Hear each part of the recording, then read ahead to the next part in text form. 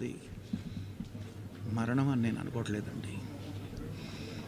ఆయనది నిర్యాణం.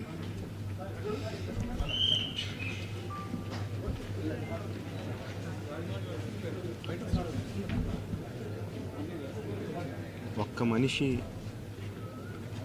అన్ని రంగాల్లో అన్ని ఇన్స్టిట్యూషన్స్ ఎస్టాబ్లిష్ చేసి, అంటే ఏదో ఒక ఇన్స్టిట్యూషన్ ఎస్టాబ్లిష్ చేయడం కాదు, దాంట్లో ఉన్న విధి విధానాలు కానీ పని విధానాలు కానీ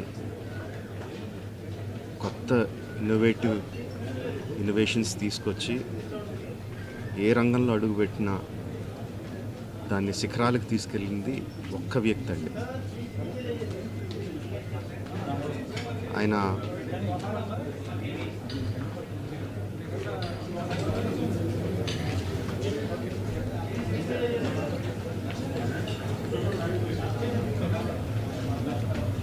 ఎంతోమందికి మార్గదర్శకంగా నిలిచారు, ఎంతోమందికి ఉపాధి కల్పించారు. అలాంటి వ్యక్తికి the way we can pay tribute to him is by conferring Bharat Ratna. ఆయనకి డెఫినెట్గా ఇవ్వాలి. ఆయనకి ఇవ్వడం సముచితమని రెండు రాష్ట్ర ప్రభుత్వానికి కేంద్ర ప్రభుత్వానికి కూడా మనవి చేసుకుంటున్నానండి. Thank you.